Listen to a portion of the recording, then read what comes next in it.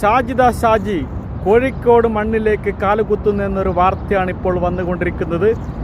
ഇപ്പോൾ സാജിദ സാജി കൂടുതൽ വിവരങ്ങൾ പറയുകയാണ്. എന്തൊക്കെയെന്നാണ് നമ്മൾ കേട്ടുവരാം. ഹലോ, ഹായ്, അസ്സലാമു അലൈക്കും. എന്താണ് വിശേഷം? എല്ലാവർക്കും സുഖമല്ലേ? അൽഹംദുലില്ലാഹ്, മൊത്തത്തിൽ സുഖമാണ്. അപ്പൊ ഞങ്ങളെല്ലാവരും ഇന്ന് കോഴിക്കോട് വരുന്നുണ്ട് കേട്ടോ. ഞങ്ങളിപ്പോ കോഴിക്കോട് വരികയാണ് അല്ലേ? എനിക്ക് വേണ്ട. അപ്പൊ ചാച്ചു ഉണ്ട്, ഷിബുട്ടിയില്ല, ഷിബുട്ടിക്ക് വർക്ക് ഉണ്ട് കേട്ടോ. അപ്പൊ ഞങ്ങള് മാത്രം ചെറുതായിട്ടൊരു വർക്ക് അല്ലേ? ചാതു വന്നല്ലേ, കൊറേ ആയി ചാതുവിനെ കൊണ്ട് പുറത്ത് പോയിട്ട്. അപ്പൊ ഞങ്ങളെല്ലാവരും ഇന്ന് കോഴിക്കോട് ഉണ്ടാവും. Okay okay, bye. അപ്പോൾ സാജിദ സാജി കുടുംബമായിട്ടാണ് കോഴിക്കോട് മണ്ണിലേക്ക് വന്നിട്ടുള്ളത്. എന്തിനു വന്നെന്നറിയില്ല. എന്തെങ്കിലും കൂടിക്കാഴ്ച ഉണ്ടോ, ഫാൻസിനെ കാണാനാണോ, വല്ല എന്തെന്നറിയില്ല, ബീച്ചിലേക്കാണോ, എവിടെയെങ്കിലും കറങ്ങാനാണോ എന്നറിയില്ല.